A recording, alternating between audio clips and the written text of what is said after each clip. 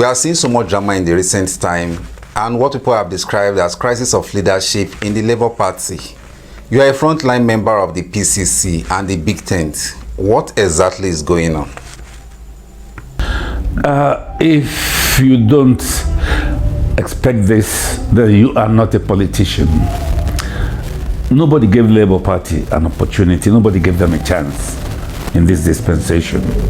I remember what they said when we started this election. 4 people tweeting in a room. We had no structure. We'll fizzle out. But we kept waxing stronger. It got to a stage they became very worried. They planted people into Labour Party. The first confrontation was that guy called Arabambi in Ogun State, who actually castigated an amiable gentleman, Donyo Kupe, and of course, what happened to Donyo eventually is known to everybody.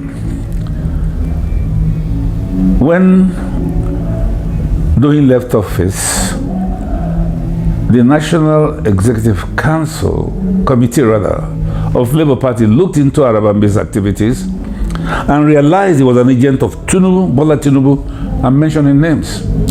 He was found to have received money, and there were evidences of relationship between him and the APC in the Southwest. Consequent upon that, he was suspended. Now, I have never known anybody in politics, no matter how aggrieved you are, to release information privy to a party to the media. Arabambi did that. The rest is history. He's been fighting the executive of Labour Party under the leadership of a very charming, amiable young man called Barrister Julius Abure. Recently, after the election, if you like selection, what happened was that Obi went to court. Atiku went to court. But the APC is busy fighting Peter Obi. I wonder why. There's something in his petition that frightens them.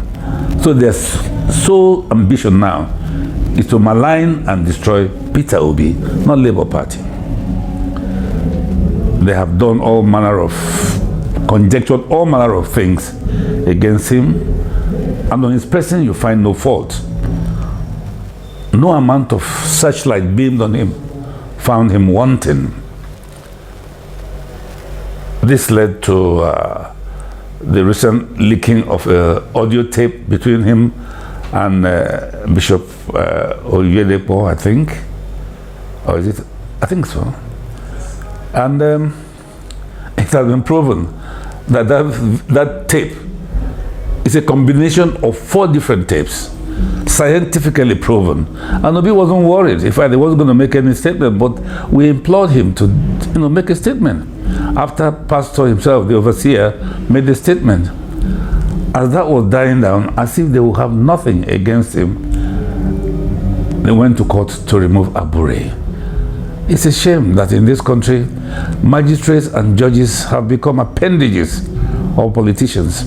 It's like have money must buy judgment, and it's shameful, and it's going to lead us nowhere.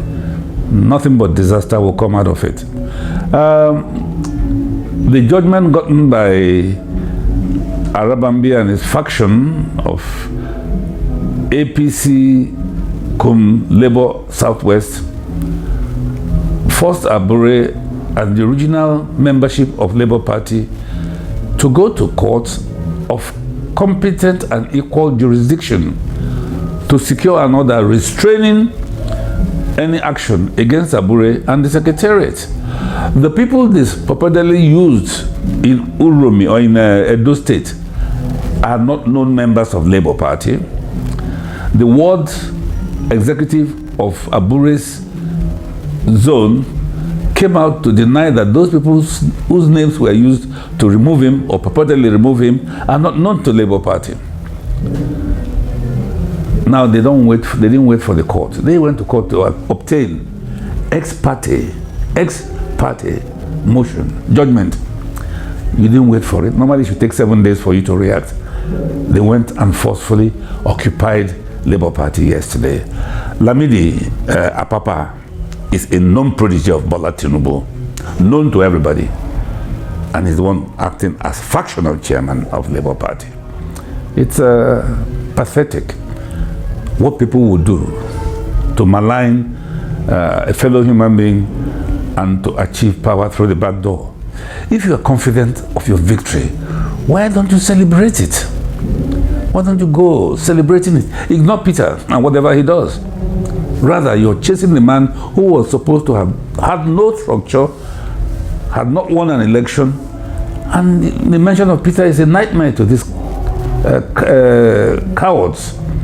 They have applied all manner of things. They blackmailed Jeffrey Onyema, the Ministry of Foreign Affairs, to go and do their bidding and launder the image of Bola Tinubu in America and malign obedience. He turned them down. You know what happened subsequently? He was suspended from APC for anti-party activities. Consequent upon that, Lai Mohammed went to do the bidding of Bola Tinubu in America.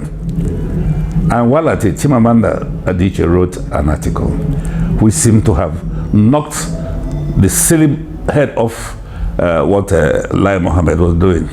It's unfortunate that they are such bigots and they don't know when to stop. What is happening today is shameful, but they have messed with the wrong generation. My generation sat idly while the so-called political leadership messed up with the nation. For that, I apologize to the youth. But the youth of today, you can't mess around with them. And I'm sorry for the people who are trying to mess up with the youths of today. They will match you intelligence for intelligence, and they will outdo you in any way possible. And I feel sad that we are not learning anything from this whole debacle. The election was fraught with glitches, confirmed by INEC chairman. I do not know how you can have an election, remember I said election, of presidency, senatorial, as well as representative. You were able to upload the results of senators and that of the members of the House of Reps, and you couldn't upload the result of the president. Elections held simultaneously. The same ballot papers, the same ballot day. So I see this as a dangerous trend in Nigeria, that I must acquire power by all means. But you see, I'm sure you know about this famous American author called Ambrose Bierce. He said that politics is a context of interest masquerading as a context of principle. All this shenanigan you're seeing is to line their pockets. They're all thieves. I say it without equivocation. We don't have politicians in this country. 99.9% of them are thieves. All they want is their finger in the pie. And until we change that narrative, so long shall we have problem getting good leadership in this country. So what is playing out is an attempt to destabilize the Labour Party, distract the Labour Party from the court case. And I'm telling the judiciary, watch out, the youth are watching you. And I'm talking to Labour Party, authentic Labour Party, and Peter Obi, don't be distracted. Face your court case. You have a case. We know you have a case. From the much you know and have seen in politics, toward what end do you think this is about particularly? Bola Tinubu is scared stiff of what is going to happen. He's not sure of being inaugurated. So the only way to achieve that is to destabilize Labour Party. It is spending too much money, man. The guy is so bloody rich. Spending so much money. Destabilize Labour Party, install a faction. They've been paid humongous sums. We know that. Such that the supposed Lamidi Apapa's faction would come and announce that they are now the authentic Labour Party and they are withdrawing the case of Labour Party against the result of the election of Bola Tinubu, and they are withdrawing it. And they will congratulate Bola Tinubu. Fait accompli. The judiciary, do you trust them? Do you have confidence in today's judiciary? We know what happened with the issue of double registration, double participation in with Ahmed Lawal, going for presidency and senate against the Constitution of the Federal Republic.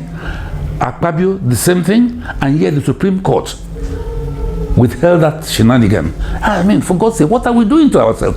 What are we telling our children? What are we living? What legacy are we living? I'm sad. I said earlier on, I'm worried because when anything happens, they say go to court. It's like, yes, go to court. We don't believe in court. The court will do our bidding. I just gave you instances of Ahmed Lawal and Abure, and I think Michelia. How do we begin to survive this new harlotry by the judiciary?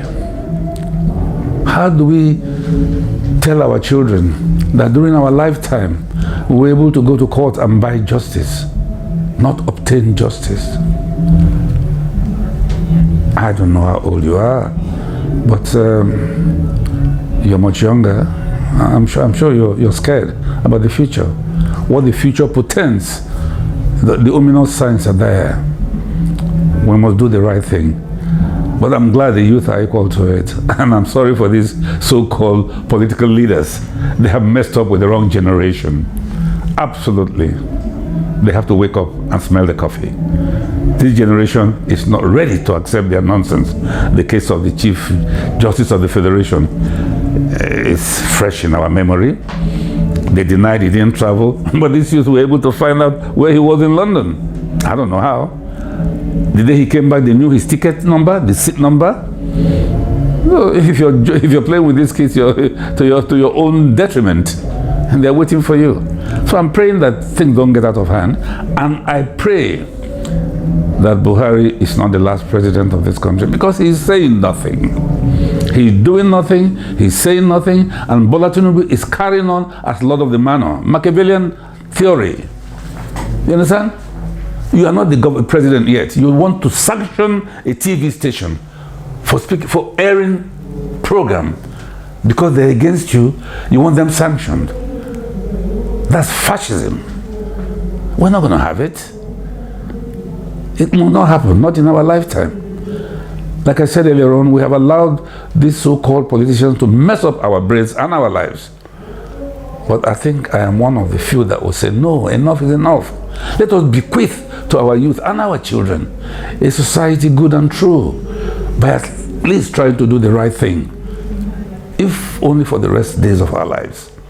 Let us tell them that, yes, we made mistakes in the past, but we're ready to see the future and point in the right direction. Let them not count us among the renegades who want power by all means. We didn't have election, we had selection.